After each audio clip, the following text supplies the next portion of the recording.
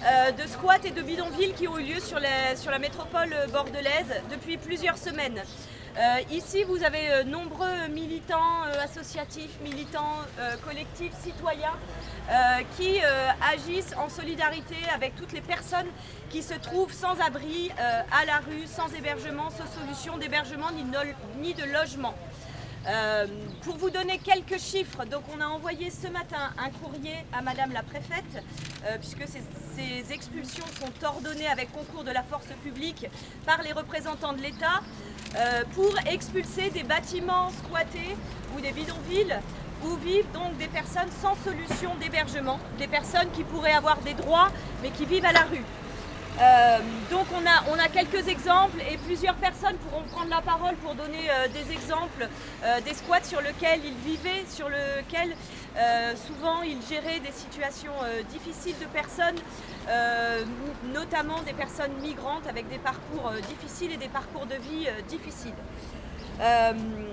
Donc nous sommes ici pour demander la suspension des expulsions à venir, et surtout de trouver des solutions dignes pour toutes les personnes qui ont été remises à la rue.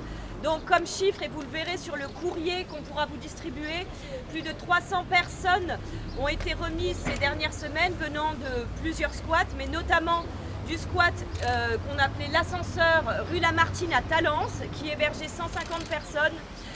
Le squat avant-hier du garage qui hébergeait 60 personnes, nombreux sont là aujourd'hui pour témoigner. Et ce matin, la zone du dehors, un squat où 13 maisons étaient occupées avec plus de 100 personnes, a été expulsée ce matin également. Donc c'est 300 personnes expulsées sans solution d'hébergement proposée.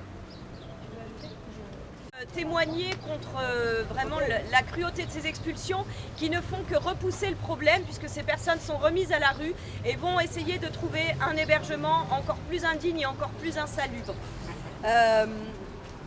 Donc c'est vraiment, nous remettons en cause également donc l'État sur les capacités qu'il offre en termes d'inconditionnalité de l'hébergement d'urgence. On sait que le 115 fait face à de grandes difficultés, mais que les chiffres voilà, de personnes à la rue dont le 115 ne peut s'occuper ne fait qu'augmenter.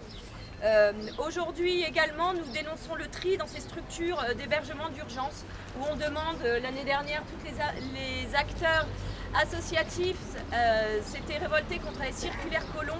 Aujourd'hui, l'État demande à nouveau aux structures d'hébergement de fournir des listes de personnes demandeuses d'asile.